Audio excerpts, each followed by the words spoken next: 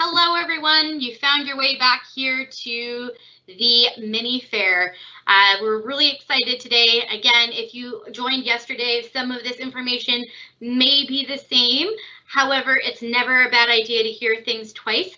And if we have enough time at the end of today's session, we will be also answering questions. So without further ado, I'm going to introduce Meg Blackwell from the Center for Student Academic Success, if I said that properly. They've changed that acronyms a couple times. So I'm going to turn it over to Meg to tell you a bit about what she does. Awesome. Thanks so much, Amanda. So as Amanda mentioned, my name is Meg, and I work with CSAS. I'm the Online Resource Development Administrator. So I want to just tell you a little bit about the services that we're offering this year. So first of all of our services have been transferred to online or virtual learning. So students are able to connect with us via email. You can call our office, you can visit our website and find out more information on all of the services that we do offer. A couple that I want to kind of mention to you are we have a variety of online learning support and writing workshops. So we actually have 19 that we're offering this year. So you're able to access those by visiting our website, our online resources page, and just logging in. You can self-enroll through CU Learn and access those at any point in time you want. In addition, we also have online or virtual learning support and writing support one-on-one sessions. So you can meet one-on-one with either a writing consultant or with a peer learning assistant and kind of go through, for example, how to start an academic paper, some strategies for proofreading. You could talk to them about time management skills. We could help you build out a schedule, kind of figure out, okay, I have all my core syllabuses. Now what? Like, what do I do with all this information? So we can really help and work to not only build more effective learning strategies, but kind of set a plan for the year. In addition, we also have webinars that will be starting in a couple weeks. And so you can join us via Microsoft Teams. You can register via My Success. There, it's kind of similar to this format. It won't be live. However, you can join us, build upon your learning strategies. There'll be all different topics from test and exam prep to time management to maintaining your academic motivation throughout the year, and kind of work together with us and really go on your online learning journey and kind of explore how you can be most successful in your online learning journey. I feel like I'm missing something. Last thing, we also have our online learning orientation. So that's in collaboration with Teaching and Learning Services. And so there is really kind of a 101 basic fundamentals on, okay, I'm starting my online learning. Let's walk through it. Let's figure out how to set it up and make it work best for us. Again, that could be accessed via CU Learn. So I'd really encourage you to check that out. And follow us on our socials, Instagram and Twitter. We have Carleton U_CSAS. We're always posting lots of different events and reminders and study tips. And feel free to email us at csas@carleton.ca if you have any more questions. Amazing. Now, Meg, if I'm a student and I want to do one of the online workshops, you said it's a self-enrollment, right? Exactly, yes. You can. And all your programs are self-enrollment, so they don't need a referral for anybody, right? So you don't need a referral for anything. Our webinars are by registration, so you can register yourself. And then all of our online workshops are completely self-enrollment. You can do them at any point in time. And if I'm working with anybody, let's say at Writing Tutorial Services, those people are students as well, right? So this year we actually have professional writing consultants that will be helping you out. So you can meet with a writing consultant, and then if you meet with a peer learning assistant, they are student staff. So they are students as well. They're able to share their tips and strategies with you and kind of work to really take our workshop content and make it really specific to you and your learning style. Very cool. Thank you so much, Meg. No worries.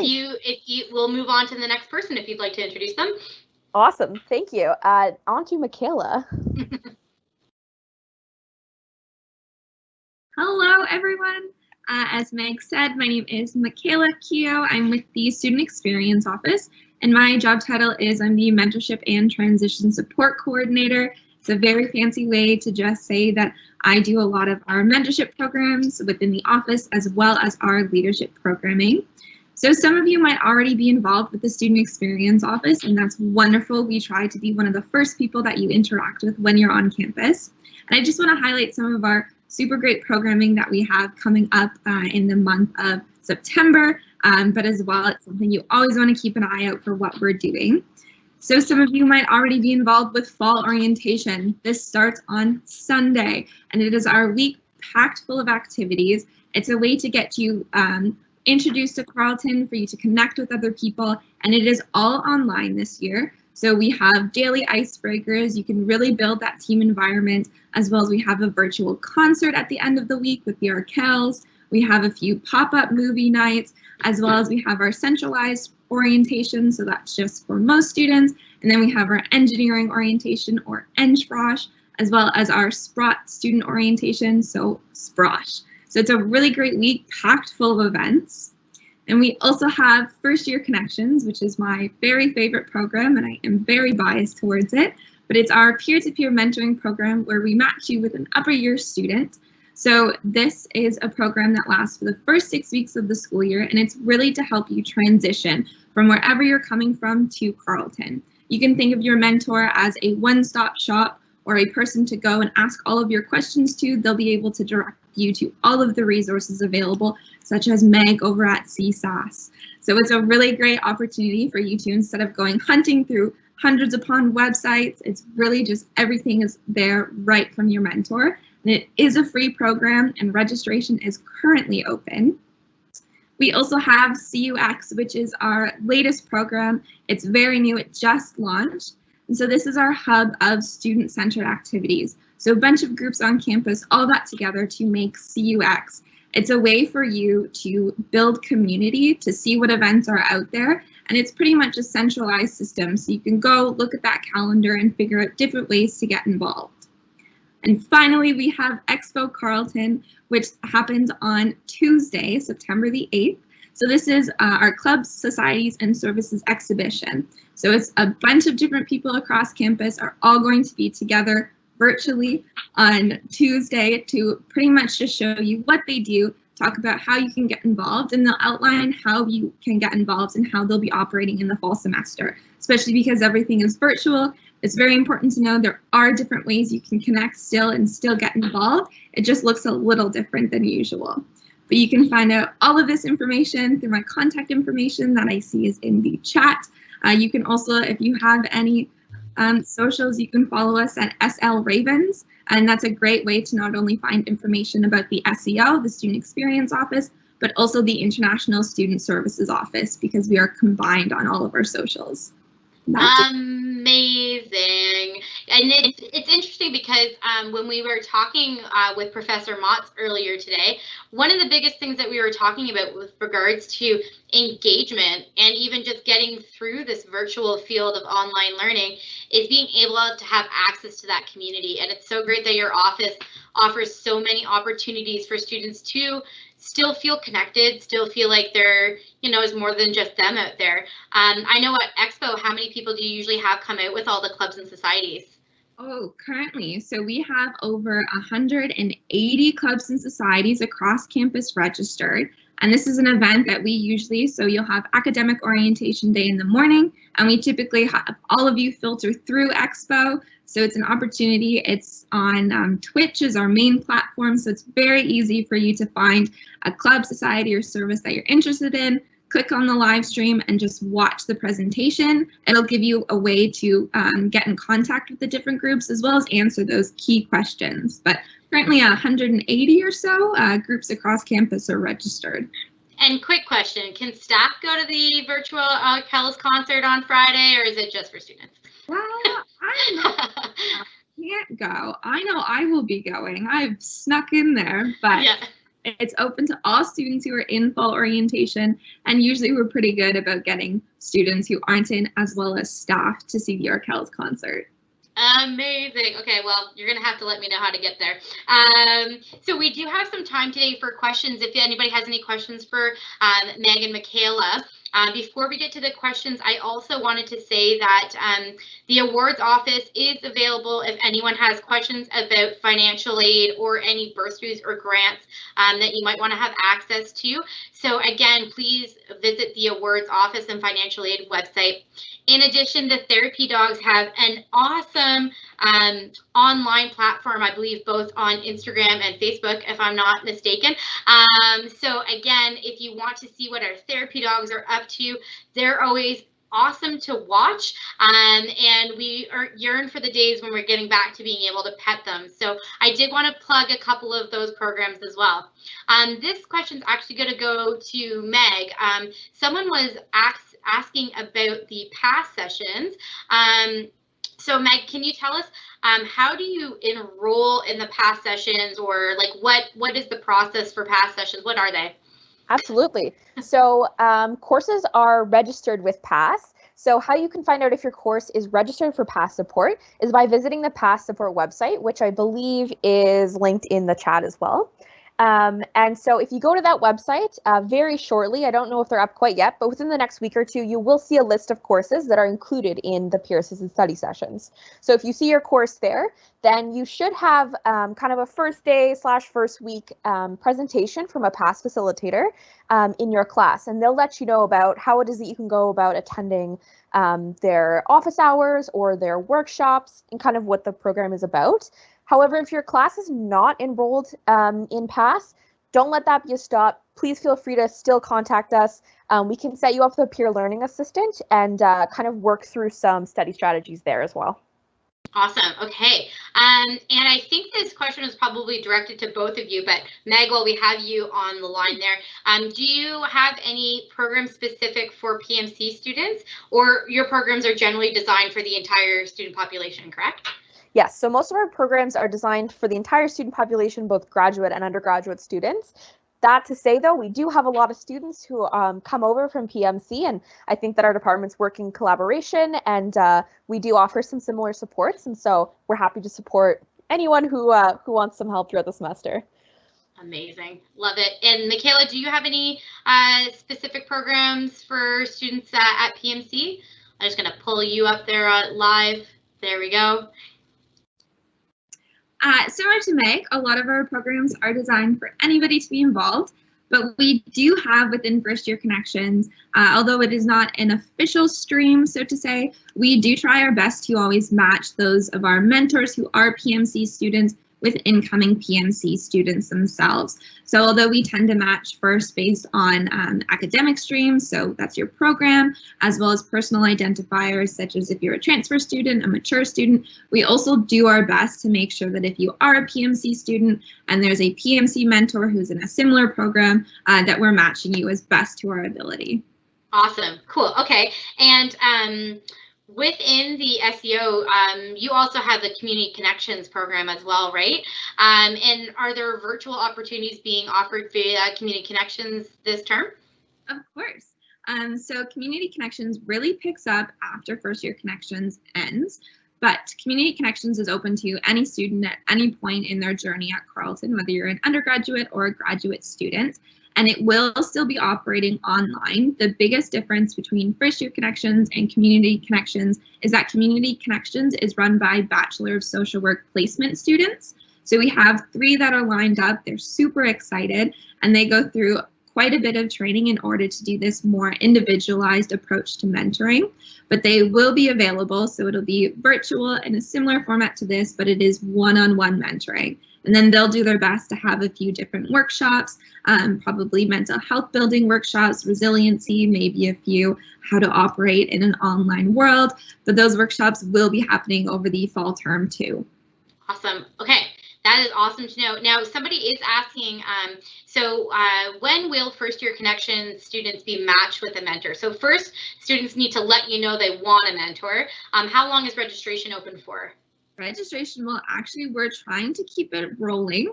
I would encourage you to register as soon as you can, though, because I do start the matching process hopefully tomorrow, because our goal is, 1, every student who registers will be placed with a mentor. This year, we're not going to have a wait list like we've had in previous years.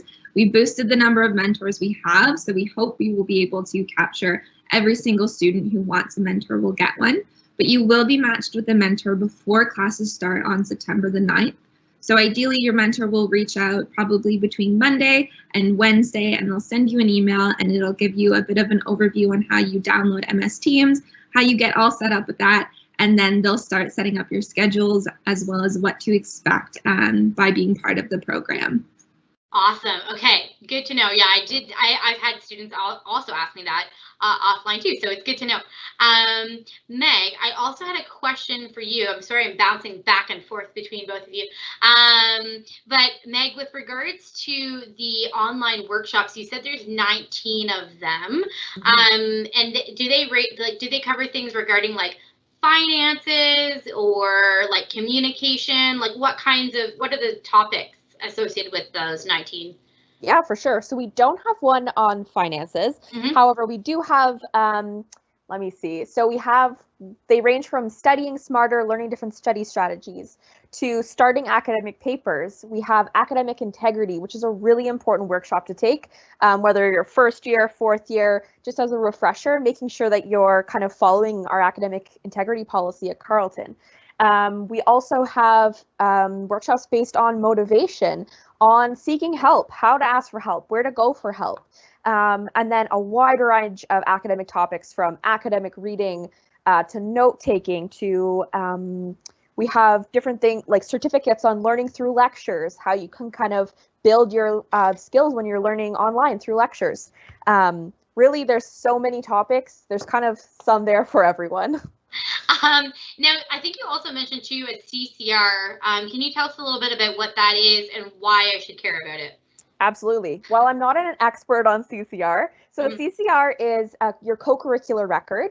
And so at CSAS, we have a variety of different certificates this year that basically you can complete through completing one-on-one sessions with either a peer learning assistant or a writing consultant, or by completing a different variety of workshops which are specified.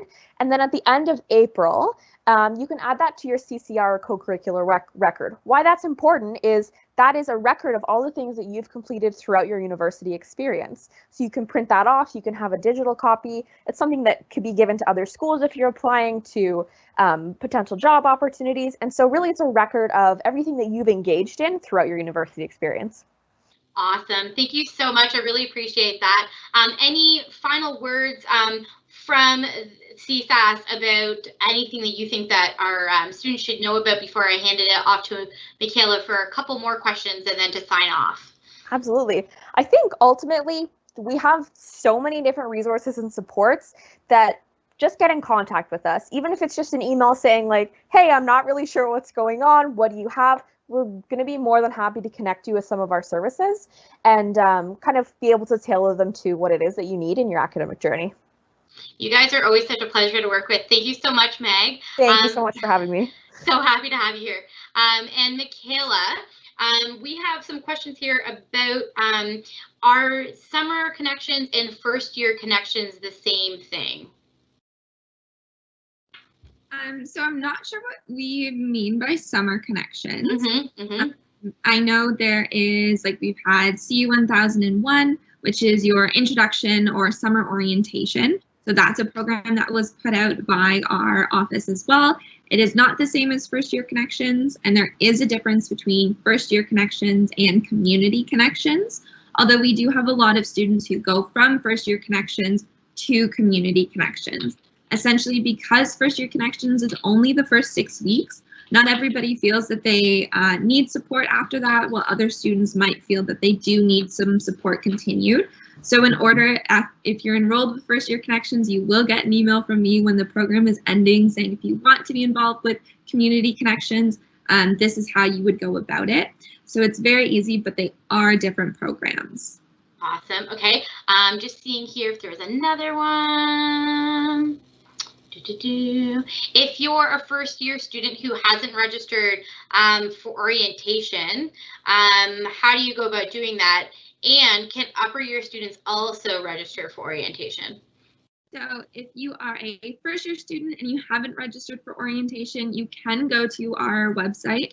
It's carleton.ca/fall orientation. And if you go there, there will be the options to register. There is a cost to fall orientation. I do not remember how much it is, but it does cover everything throughout the week. If you haven't registered for first year connections, you can also find that out on our website at carleton.ca/mentoring. That program is free. I believe registration for fall orientation is closing very soon because it does start up on Sunday. I'm not sure if Matt, who is the program coordinator for that, is letting registration roll or continue on. So I would register as soon as you can. Where first year connections, we currently don't have a deadline for registration to stop. And I would say Frosh Week is definitely the time where you actually are able to start connecting with people and learning about everything, right? And so I know I love my Frosh Week, and I went to Carleton, so that's good. So seeing as Meg, do you have any parting words for us in terms of like what are some takeaways that you want students to remember about the Student Experience Office? I would definitely say if you are ever wanting to get involved somehow, our website, our socials are a great way to check in. We offer not only leadership programming, we have a few, our big leadership conference will be happening in January. We have a few alumni guest speakers over the fall term as well as the winter, but we also have experiential learning opportunities. So if you're somebody who really loves volunteering and getting out in the community, that's great because we have a program. We've moved our program online, so it's the Community Partnership Program, and so you're still able to volunteer and assist with nonprofit organizations just in a virtual environment.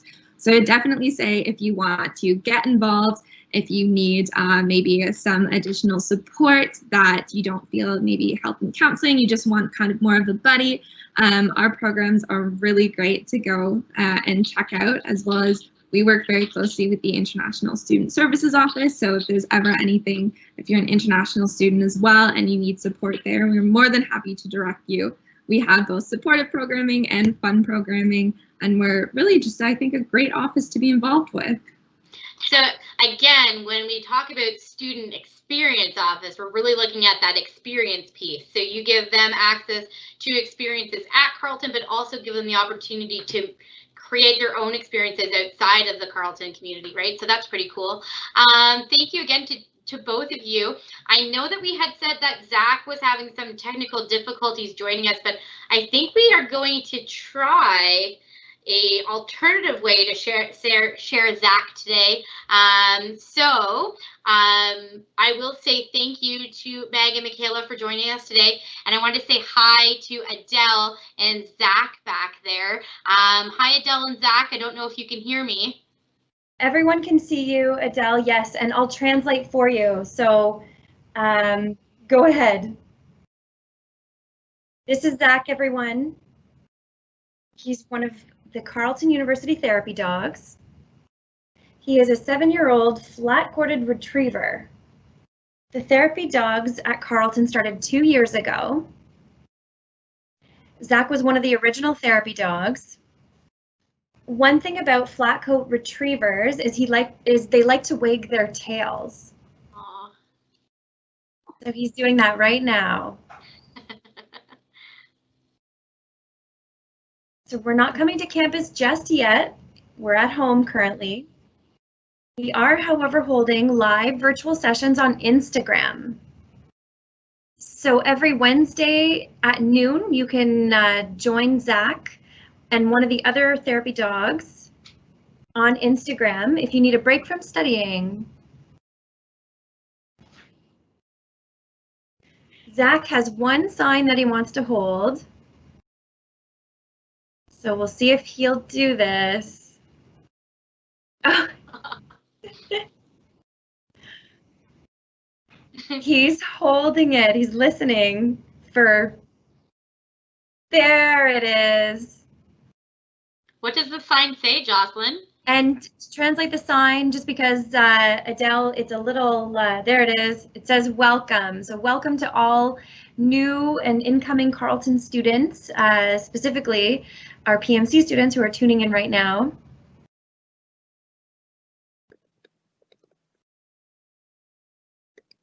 Oh, and this is ouch. He holds up his paw when he's sore. And he can spin. And he can spin again. He loves doing tricks. And he's going to do a bow. And another bow. Oh, and his paw is hurting, so he's saying ouch.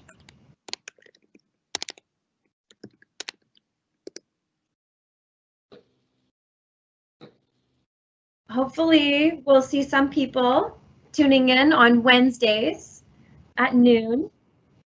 And Zach is looking forward very much to meeting as many people as possible. Okay, we're going to sign off now. Thank you, Zach, and thank you, Adelle. Bye. Thank you again to Zach and Adelle. I know it was a definite feat to join us today. And thank you as well to Meg and Michaela for returning to us again to go over their services. So everybody, that's a wrap for day 2. We've enjoyed having you joining us virtually to learn about everything that PMC and Carleton has to offer you this year. We are so looking forward to meeting you in person, but are really looking forward to continuing to support you virtually online this coming year. Have a great rest of the summer break, and we will see you again hopefully soon. Take care, everyone. Bye now.